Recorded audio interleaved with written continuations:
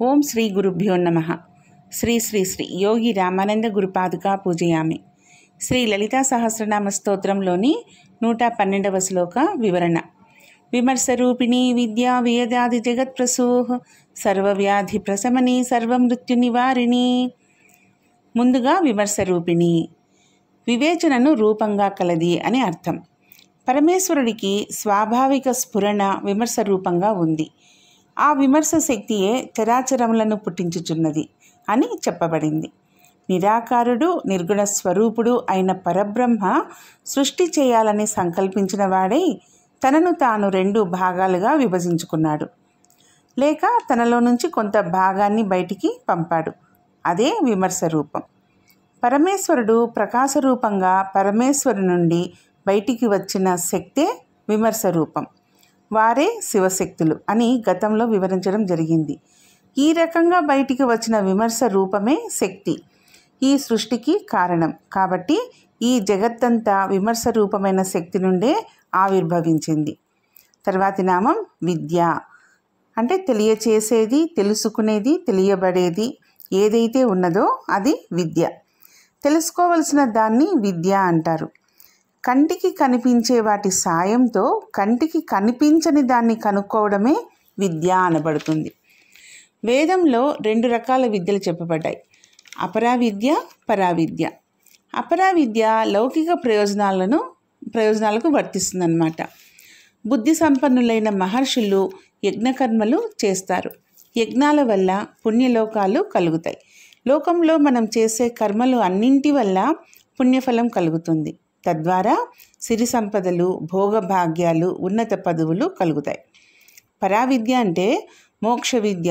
సర్వసంగ పరిత్యాగం చేసిన వాడు, విరాగి అయిన వాడు మాత్రమే అనుసరించగలిగినటువంటి విద్య. సాధకుడికి మోక్ష మార్గం చూపేది. ముందుగా అపరావిద్యను ఉపాసించి కర్మఫలాన్ని అనుభవించి ఆ తర్వాత పరావిద్యను తెలుసుకోవాలని చెప్తారు. కాబట్టి విద్య అనేది పరావిద్య, జ్ఞానస్వరూపం. అపరావిద్య పూర్తిగా తెలిసిన తర్వాతనే పరావిద్య లభ్యమవుతుంది. పరమేశ్వరియే జ్ఞానస్వరూపం కాబట్టి విద్య అంటే పరమేశ్వరియే కానీ వేరు కాదు. తర్వాతి నామము వేదాది జగత్ప్రసూః. ఆకాశం మొదలైన పంచభూతాత్మకమైన ప్రపంచమును చక్కగా సృజించున్నది అని అర్థం. వియత్ అంటే ఆకాశం. సృష్టిలో మొట్టమొదటగా ఆకాశం ఉద్భవించింది. ఆకాశం నుండి వాయువు, వాయువు నుండి అగ్ని, అగ్ని నుండి నీరు, నీటి నుండి భూమి.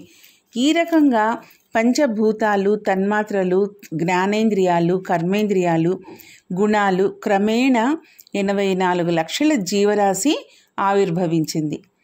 ప్రళయం జరిగినప్పుడు కర్మక్షయం కానటువంటి జీవరాశి అంతా తమ కర్మ తమతోనే మూట కట్టుకొని మాయలో లీనమైపోయాయి. ఇక పంచభూతాలు క్రింది నుంచి పైకి లయమయ్యాయి. అంటే భూమి జలంలో లీనమైంది, జలము అగ్నిలో లీనమైంది, అగ్ని వాయువులో లీనమైంది, వాయువు ఆకాశంలో లీనమైంది. వీటన్నింటినీ కలుపుకున్నటువంటి ఆకాశము మాయలో కలిసిపోగా మాయ పరమాత్మునిలో లీనమైపోయింది. ఈ విధంగా జగత్తునంతా తన గర్భాన ధరిస్తాడు పరమేశ్వరుడు. గర్భం ధరించడం అనేది స్త్రీ లక్షణం కాబట్టి పరమాత్మకు స్త్రీత్వం ఆపాదించబడుతోంది. లేకపోతే పరమాత్మకు లింగభేదాలు లేవు. ఆ రకంగా గర్భంలో దాచుకున్న జగత్తును కొంతకాలానికి మళ్ళీ బయటకు పంపాడు పరమాత్మ. అదే జగత్తు సృష్టి. అదే జగత్తును తన లోపల ఇముడ్చుకోవడం లయం. ఇదే పరమాత్మ లక్షణం. పరమేశ్వరియే పరబ్రహ్మ. ఈ లక్షణాలన్నీ కూడా దేవికి ఉన్నాయి, అంటే అమ్మవారికి ఉన్నాయంట.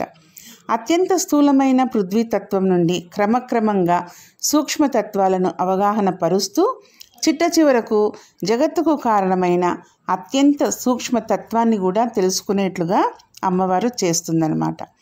ఆకాశాదులు అనే పంచభూతాలతో కూడిన జగత్తును సృజించున్నది అని అర్థం. తర్వాతి నామము సర్వవ్యాధి ప్రశమని. సకల వ్యాధులను చక్కగా శమింపచేయునది అని అర్థం. వ్యాధులను ఒక రకంగా బాధలనే చెప్పుకోవాలి. బాధలంటే దేహానికి సంబంధించినవి, వాక్కుకు సంబంధించినవి, మనసుకు సంబంధించినవి అని 3 రకాలు ఉంటాయి. వీటినే స్థూల సూక్ష్మ శరీర బాధలు అంటారు. సాధారణంగా స్థూల శరీరానికి వచ్చే బాధలను వ్యాధులు అని, మనసుకు సంబంధించిన వాటిని ఆధులని అంటారు. మానసికమైన రుగ్మతలని భవరోగాలని కూడా అంటారు. కళ్ళు మండుతున్నాయి అన్నప్పుడు నిజంగా కళ్ళు మండుతూ నీళ్లు వస్తుంటే అది రోగం క్రిందకు వస్తుంది. ఎవరిని చూసినా కళ్ళు మండుతున్నాయి, కడుపు మండుతోంది అంటే అవి భవరోగాల క్రిందకి వస్తాయి. ఈ 2 రకాల వ్యాధులను అమ్మవారు శమింపచేయగలరు. అలాగే ఆరోగ్యానికి సరిపడే పదార్థాలు కాక పడని పదార్థాలు స్వీకరించడం వలన అవి అనారోగ్య కారణాలు అవుతాయి. అలాగే ఇంద్రియాలకు మనసుకు సంబంధించిన విషయాలలో కూడా పడని వాటిని గ్రహిస్తే మానసికమైన వ్యాధులు వస్తాయి. శుద్ధమైన ఆత్మ లక్షణాలకు వ్యతిరేకమైన రాగ ద్వేష అసూయ అనుమానాదుల వలన భవరోగాలు వస్తాయి. ఇవన్నీ కూడా అజ్ఞానం వలన అవివేకం వలన తెచ్చుకునే ఆది వ్యాధులే అవటం వలన అమ్మవారు జ్ఞానస్వరూపిణి కాబట్టి అజ్ఞానాన్ని అవివేకాన్ని పోగొట్టి అన్ని రకాల ఆది వ్యాధులకు ఉపశమనాన్ని కలుగజేసి శుద్ధ తరంగునిగా ఎటువంటి భక్తునైనా తీర్చిదిద్దుతుంది. అన్ని విధాలైనటువంటి వ్యాధులను ఉపశమనాన్ని కలగచేయునది అని ఈ నామానికి అర్థం. తర్వాతి నామం సర్వమృత్యు నివారిణి. సకల మృత్యు బాధలను నివారించినది. అంటే జన్మించిన ప్రతి జీవికి ఆ జన్మలో మరణం ఉంటుంది. అయితే ఆ మృత్యువు ఒకేసారి ఉంటుంది, కానీ ఎక్కువసార్లు ఉండదు. కానీ పిరికి వాళ్ళు ఎన్నోసార్లు మరణిస్తారు. అయితే ఈ మరణము నిజమైన అర్థంలోని మరణం కాదు. మృత్యువును గురించిన భయాన్ని మృత్యువుగా ఈ సందర్భంలో చెప్పారు. ప్రపంచంలో చాలామంది ఈ వర్గంలోకే వస్తారు. అంటే వీరికి కష్టం వచ్చినప్పుడల్లా, బాధ దుఃఖం వచ్చినప్పుడల్లా చావరు, కానీ దాదాపు చచ్చేంత పని జరుగుతుంది. అంటే ఉదాహరణ, రేపు నీళ్లు రావటం లేదు అనగానే చచ్చాంరా ఎలా అని ఒకసారి చస్తారు. ఇంకోసారి కరెంటు ఉండదు అనగానే మళ్ళీ కూడా చచ్చాం ఎలా అని ఇంకోసారి చస్తారు. ఇలా శరీరానికి ఏది జరగకుండానే మానసికంగానే ఎన్నోసార్లు వీళ్ళు మరణిస్తారు. ఈ విధమైన పిరికితనానికి సంబంధించిన ఎన్నో విధాలుగా ఉండే మృత్యు భీతిని అమ్మవారు నివారిస్తుందన్నమాట.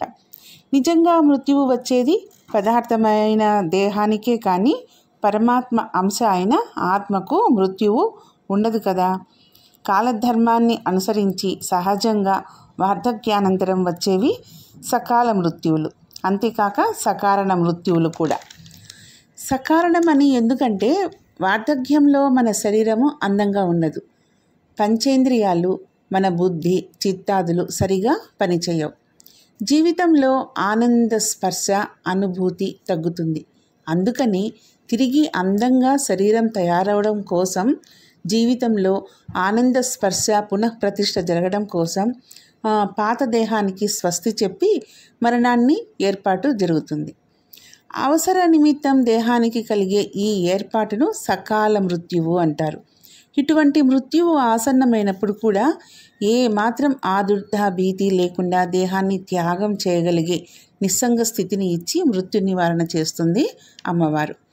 ఒక్కొక్కప్పుడు బాహ్యంగా మనకు కారణం తెలియకపోయినా అకాలంగా మృత్యువు సంభవిస్తూ ఉంటుంది. ఇది కూడా సహేతుకమైందే, కాకపోతే అకాల మృత్యు క్రిందికే వస్తుంది. ఇటువంటి కారణరహిత అకాల మృత్యువులన్నింటినీ కూడా అమ్మవారు ఆమె భక్తులకు రాకుండా నివారిస్తుంది. పరమేశ్వరుని నమ్మిన వాడికి మృత్యువు ఉండదు. లోకంలో పుట్టిన ప్రతి ప్రాణి మరణించి తీరాలి కదా, మరి మృత్యువును ఏ రకంగా జయిస్తాడు అని సందేహం. ఇక్కడ విషయం ఏమంటే, పుట్టిన ప్రతి ప్రాణి తప్పనిసరిగా మరణిస్తుంది. పుట్టని వారికి మరణం లేదు. కాబట్టి అసలు పుట్టనే లేదు అనుకోండి, అప్పుడు మరణమే ఉండదు కదా. ఈ రకంగా మరణాన్ని జయించినట్లే కదా. అంటే జన్మ లేకుండా ఉండాలంటే ఏం చేయాలి? ముక్తి రావాలి. జీవాత్మను పరమాత్మలో ఏకం చేయాలి. అప్పుడు పునర్జన్మ అనేది ఉండదు. దీనికి ఏం కావాలి? జ్ఞానం కావాలి, వైరాగ్యం కావాలి. అందుకే అన్నపూర్ణాష్టకంలో శంకరాచార్యుల వారు అన్నపూర్ణే సదాపూర్ణే శంకర ప్రాణవల్లభే జ్ఞాన వైరాగ్య సిద్ధ్యర్థం భిక్షాం దేహీ చ పార్వతి అంటూ జ్ఞాన వైరాగ్యాలు ప్రసాదించమని ఆ పరమేశ్వరుని వేడుకుంటున్నారు. ఈ విధంగా పరమేశ్వరి తన భక్తులకు జ్ఞాన వైరాగ్యాలు ఇచ్చి ముక్తిని ప్రసాదిస్తుంది. అందుచేతనే అమ్మవారు సర్వమృత్యు నివారిణి అనబడుతుంది. ఓం శ్రీమాత్రే నమః. ఓం శ్రీ గురుభ్యో నమః.